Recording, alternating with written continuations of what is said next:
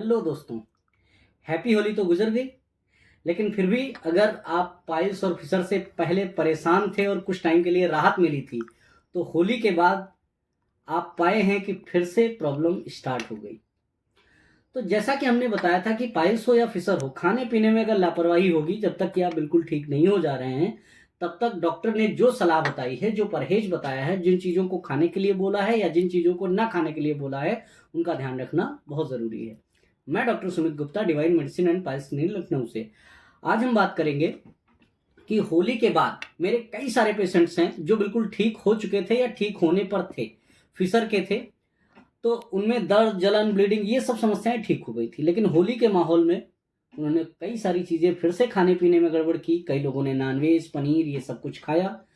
तो चूंकि ठीक होने पर थे, तो जो स्किन टीयर हो रही थी वो काफ़ी हद तक ठीक हो गई थी। लेकिन होली के माहौल के बाद उन्होंने फिर से मुझे कॉल किया, फिर वही परेशानी की सर फिर से हो गया, फिर वही परेशानी हो गई। तो हमने उनको बताया कि फिर से नहीं हुआ है, ठीक होने से पहले ही आपने खाने पीने का, लाइफस्टाइल का जो सिस्टम बिगाड़ा है, उसकी वजह से ऐसा हुआ है। तो परहेज एक ऐसी चीज है जो दवाइयों से बेहतर है। आपको बहुत सारी दवाइयां नहीं खानी पड़ती, इसीलिए डॉक्टर बोलते हैं कि बहुत सारी चीजें अवॉइड करिए। क्यों? अगर फिशर या पाइल से अगर आप पीड़ित हैं, तो आप हर वो चीज अवॉइड करिए जिससे कॉन्स्टिपेशन, कब्ज होता है।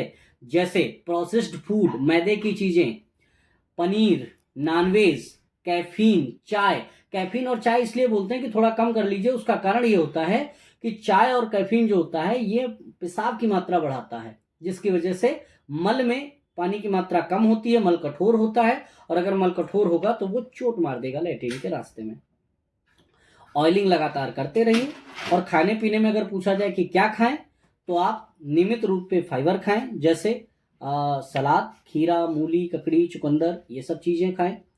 और कह सकते हैं फ्रूट्स खाएं, छाछ पिएं, जूस पिएं, मौसम आ गया है जूस का।